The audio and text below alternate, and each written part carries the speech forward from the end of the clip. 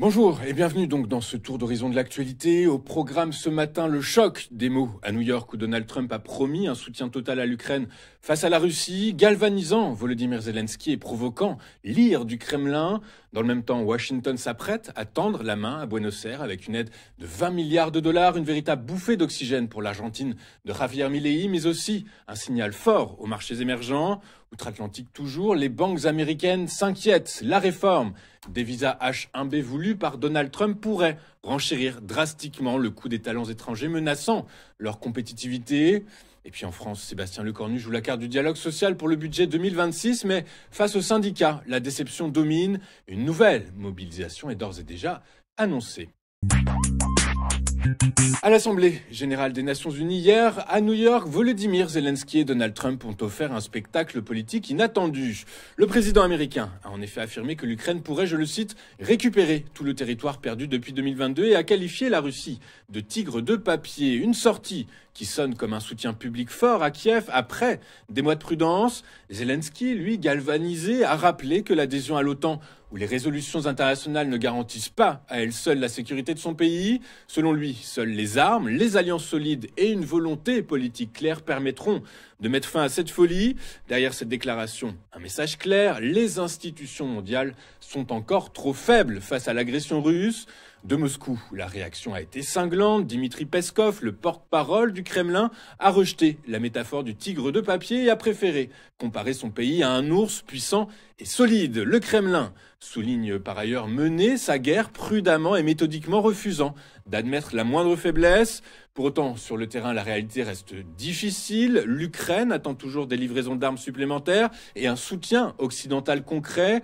Comme le note The Guardian, un revirement de ton de Washington est précieux mais insuffisant. Sans actes tangibles, ces déclarations resteront en effet des mots. Donc entre punchline et diplomatie, la réunion d'hier à l'ONU illustre la bataille des perceptions. Zelensky mise sur la solidarité internationale, Trump lui soigne son image de leader fort et Moscou persiste à minimiser les signaux de vulnérabilité. Mais sur le terrain, ce sont drones, obus et soldats qui décideront réellement de l'issue du conflit.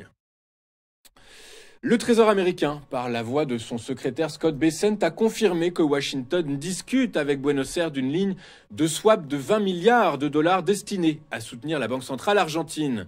Cette initiative viserait non seulement à renforcer les réserves en devises, mais aussi à contenir les pressions spéculatives qui fragilisent régulièrement le peso. Concrètement, plusieurs instruments sont envisagés. D'une part, l'achat d'obligations argentines libellées en dollars qui permettrait de réduire la volatilité sur le marché obligataire. Et d'autre part, le recours au Exchange Stabilization Fund qui offrirait un appui direct en liquidité, ce qui renforcerait la crédibilité de la politique monétaire.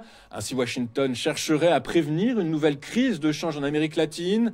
Cependant, ce soutien financier s'inscrit dans un contexte politique particulièrement délicat. En effet, le président argentin, Javier Milei, engagé dans un programme de réforme radicale, prépare les élections législatives de fin octobre.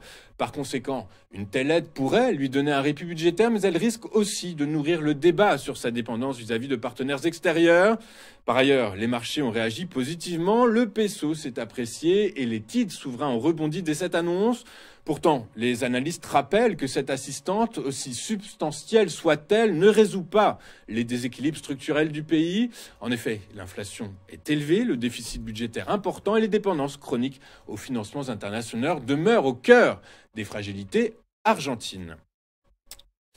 La réforme du programme H1B proposé par l'administration Trump pourrait avoir des conséquences importantes sur les banques et les institutions financières américaines. En effet, le projet impose des frais, je vous le rappelle, de 100 000 dollars pour chaque nouveau visa visant à favoriser les travailleurs les mieux rémunérés et les plus qualifiés. Ces visas permettent à des professionnels étrangers de travailler aux États-Unis dans des postes spécialisés, souvent liés à l'ingénierie ou aux technologies de l'information. Or, dans le secteur bancaire, ces talents sont essentiels. Par exemple, ils développent des modèles quantitatifs, des algorithmes de trading, des logiciels de gestion des risques et des systèmes financiers critiques. En 2025, les 10 plus grandes banques américaines ont reçu près de 12 000 visas H1B, dont 2 440 pour JP Morgan Chase. Cependant, Le coût supplémentaire de 100 000 $ par nouveau visa risque de rendre l'embauche de jeunes talents presque impossible, notamment pour les banques dont les marges sont moins élevées que celles des géants de la tech. Pour les experts, je vous le précise, donc les banques pourraient être les plus pénalisées par cette réforme. Par conséquent, l'impact économique pourrait se traduire par une hausse des coûts de production des services financiers, une pression sur les salaires et une réduction de l'innovation technologique en interne. Ainsi, certaines banques envisageraient de délocaliser certaines fonctions technologiques ou de recruter davantage de travailleurs offshore afin de compenser la pénurie de talents locaux accessibles. De plus, les salaires moyens des titulaires de ces visas accentuent l'effet. 160 000 $, 567 chez JP Morgan Chase, 126 000 $ chez Goldman Sachs et 140 000 $ chez Deloitte. Avec ces nouveaux frais, le coût total de chaque nouvel employé pourrait ainsi bondir de 60 à 80% selon certains analystes. En conclusion, cette réforme illustre l'équilibre délicat entre protection de l'emploi local et compétitivité économique globale. Pour les banques américaines, la question n'est plus seulement juridique mais financière. Comment maintenir l'accès à des compétences rares tout en maîtrisant les coûts et en restant compétitif sur le marché mondial ? En France, Sébastien Lecornu marche sur une ligne de crête. En recevant hier syndicats puis patronat, le Premier ministre a insisté. Il ne veut pas passer en force mais associer les partenaires sociaux à l'élaboration du budget 2026.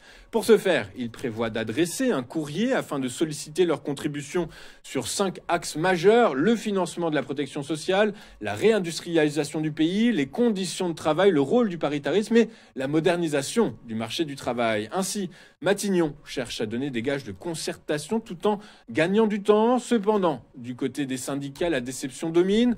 Malgré plus de 2 heures d'échange, l'intersyndicale estime n'avoir obtenu aucune réponse précise, ni sur l'héritage budgétaire de François Bayrou, ni sur la réforme des retraites de 2023, ni sur la justice fiscale. Dès lors, les syndicats dénoncent un dialogue creux révélateur d'un exécutif affaibli. Lecornu en convient lui-même, il se décrit, je le cite, comme le Premier ministre le plus faible de la Ve République, incapable de s'engager pleinement faute de majorité solide. Par conséquent, les centrales appellent à une nouvelle mobilisation nationale le 2 octobre prochain, tandis que le patronat prépare, lui, un meeting le 13 octobre prochain.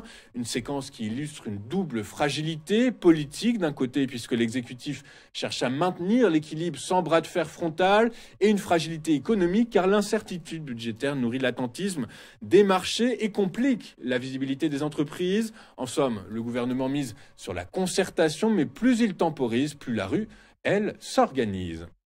Avant de faire un point sur les performances des principaux actifs mondiaux lors de la séance d'hier, regardons ce à quoi les investisseurs seront attentifs aujourd'hui. Aujourd'hui, 2 données macroéconomiques majeures. Tout d'abord, le PIB américain pour le T2 et dans un second temps, des données sur les nouvelles allocations au chômage outre-Atlantique, donc qui vous permettront à la sphère financière de comprendre l'état du marché de l'emploi aux États-Unis avant la publication demain du fameux indice PCE, indice, vous le savez désormais, favori de la Réserve fédérale américaine pour comprendre la dynamique des prix aux États-Unis. Jetons à présent maintenant un coup d'œil sur la réaction des grandes places financières mondiales lors de la séance d'hier. Et en Europe, les principales places financières ont terminé en ordre dispersé, freinées par la prudence de Jérôme Powell. Le président de la Fed a souligné en effet les dilemmes persistants entre risque d'inflation et ralentissement de l'emploi, refroidissant l'optimisme suscité par la récente baisse des taux américains.